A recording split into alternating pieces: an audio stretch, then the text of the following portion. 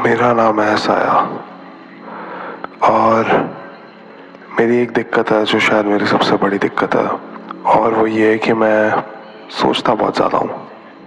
ऐसा लगता है कभी कभार कि दिमाग में वो सोच ही नहीं है जिससे मैं विचार ऑफ कर सकूं। और अंत में आते आते शायद तुम्हें ये भी पता चल जाए कि मैं किस तरीके का इंसान हूँ। स्कैरी। पहली कहानी। लोग मुझे खाली कैनवस की तरह देखते हैं। वो आते हैं और मुझ में अपने रंग भर के चले जाते हैं। वो शायद समझ ही नहीं पाते कि ये कैनवस जानबूझ के खाली छोड़ा गया है। और शायद ये बात समझना भी मुश्किल है। क्यों एक खाली सफ़ेद पन्ने को यूं ही छोड़ा जाए? कभी पूछना मुझसे। शायद मैं बस तुमसे बात करना चाहता हूँ ताकि कोई आके पूछे कि अरे ये खाली क्यों छोड़ा हुआ है, इसके पीछे की कहानी क्या है। दूसरी कहानी। आज आज मेरे को ये पता चला कि एंग्जाइटी क्या होती है। इससे पहले जब भी कोई जिक्र करता था एंग्जाइटी का तो मुझे लगता था अरे ये किस चिड़िया का नाम है।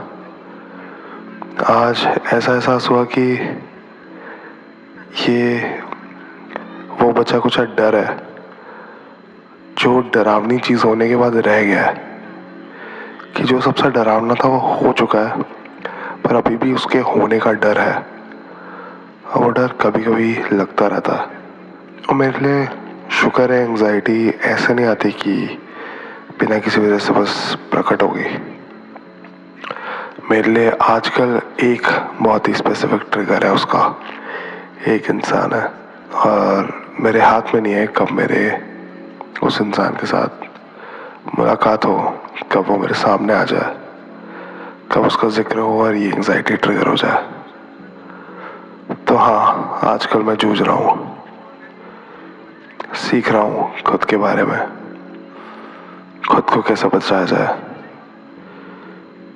अपना दोस्त कैसे बनना जाए। तीसरी कहानी। कभी कभी जिंदगी से बहुत ही डिस्कनेक्टेड फील करता हूँ। कभी कभी मुझे लगता है मैं बस एक किरदार हूँ। रोज अपना किरदार निभा के रात को मैं सो जाता हूँ और अगले दिन एक और नया चैप्टर शुरू हो जाता है।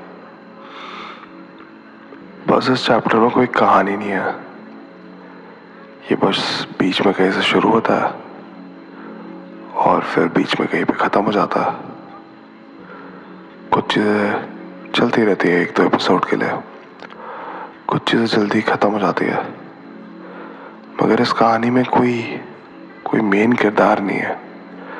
इस कहानी में बस बहुत सारे किरदार हैं, सब अपने एपिसोड जी रहे हैं। क्या जाने क्या मतलब है किस चीज़ का, मगर ऐसा ही है और ऐसा ही चलता रहेगा। इस सब के बीच खुद के इस रोल को क्वेश्चन करना, पता नहीं सही है या गलत। क्योंकि ऐसा लगता है कि अगर यही करना है हमें और यही पर्पस है तो इस पे उंगली उठा के क्या मिलेगा। क्योंकि अंत में तो जो करना है वो तो करना ही पड़ेगा। मगर फिर भी मन में उंगलियां उठती हैं, सवाल उठता है कि भाई क्यों, दो कदम अलग क्यों नहीं रह सकता मैं। बस आजकल उन्हीं दो अलग कदमों की तलाश में हूँ। जिंदगी भी चल रही है, अपना किरदार भी निभा रहा हूँ, बस वो दिशा कौन सी है और वो दो कदम कब लेना है यही सोच रहा हूँ। चौथी कहानी। कभी कभी लगता है कि मन में एक राज है जो छुपा हुआ है, जो मैं सबको बताना चाहता हूँ। मतलब ऐसा लगता है कि बस मेरी जुबान के ऊपर है वो राज। मगर जब भी मैं किसी को बताने जाता हूँ उसी उसी पल में मैं भूल जाता हूँ कि वो राज था क्या। तो बस एक एहसास रह जाता है मेरे मन में, वही एहसास शायद तुम जो भी महसूस कर रहे हो। पता नहीं इस एहसास का नाम क्या है, पता नहीं वो राज क्या है, पर मैं जानना चाहता हूँ और तुम्हें बताना भी चाहता हूँ। शायद इसलिए मैं गाने लिखता हूँ कि क्या पता कभी बोलते बोलते किसी ना किसी दिन वो राज बस कुछ शब्दों में निकल जाए। वो संतुष्टि मुझे किसी तरीके से मिल जाए कि जो मुझे बताना था अब मैंने सबको बता दिया है। शायद तब मेरा मकसद पूरा हो जाए।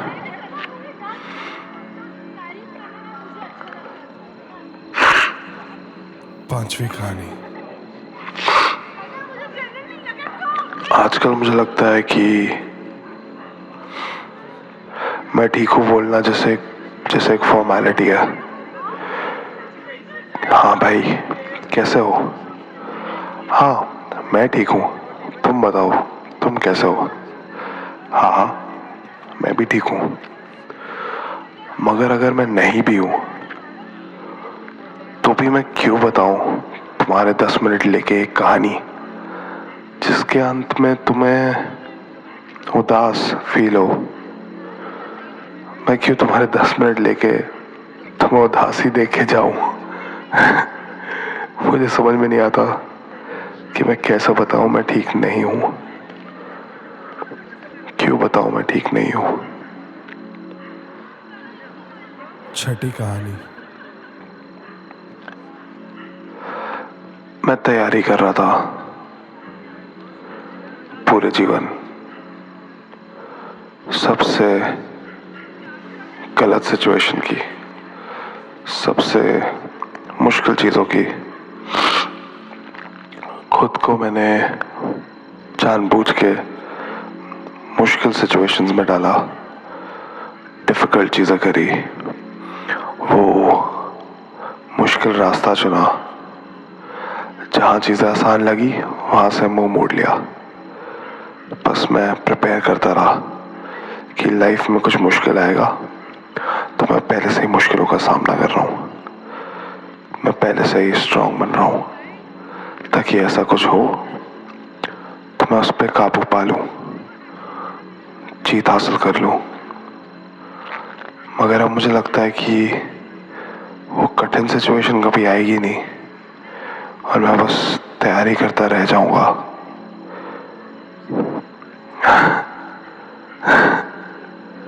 हाँ,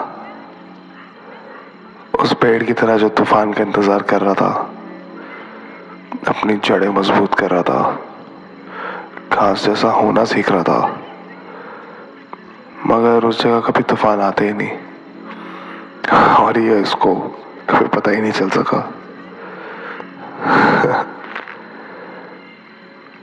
थोड़ा ज्यादा मुश्किल हो रहा है।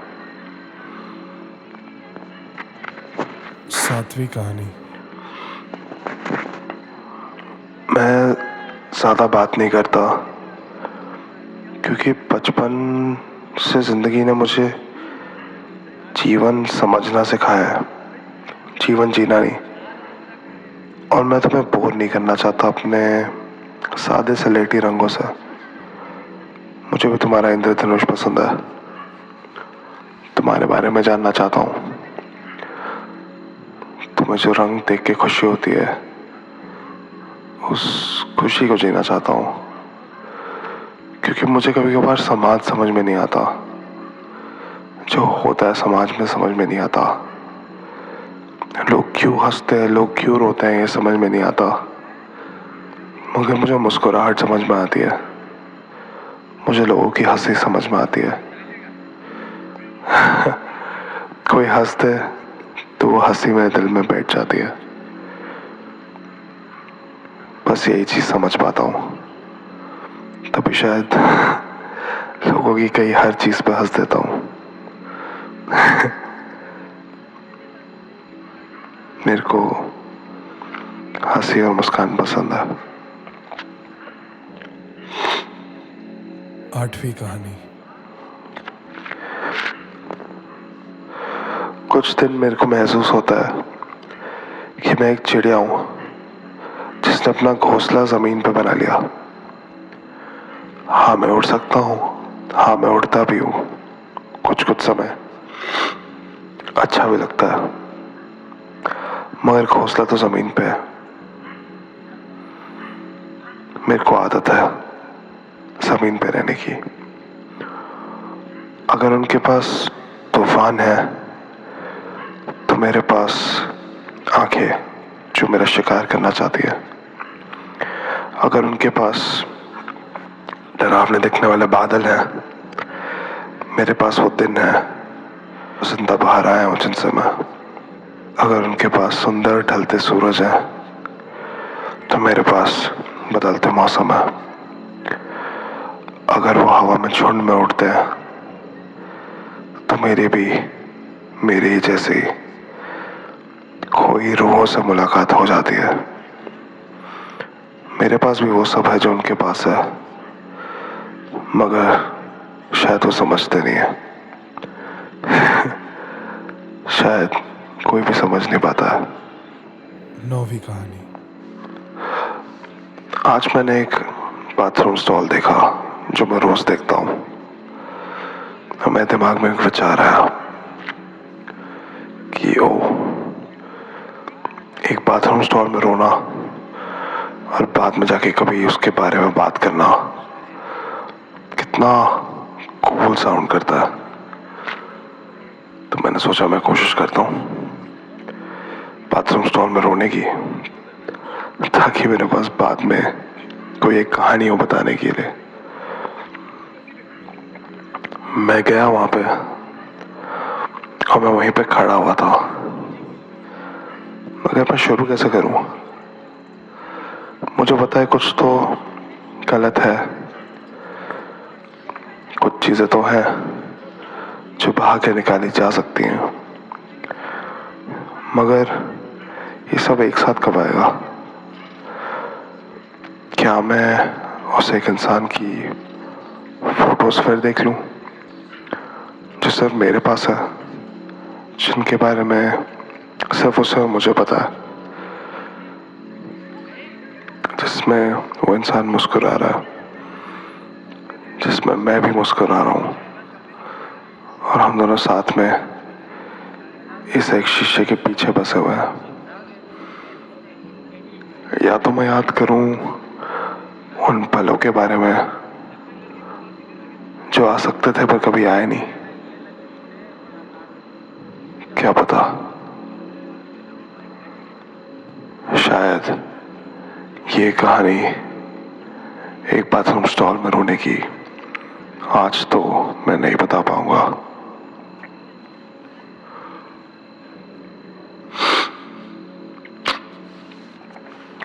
मेरे विचार बस कुछ छोटी कहानियां, तो आज सोचा कि तुम्हें यह बता दूं। कहीं ना कहीं तो वो हो, किसी ना किसी को तो पता चले। आज तुमने सुन लिया है। बताना मुझे अगर तुम्हें भी ऐसे विचार आते हैं तो।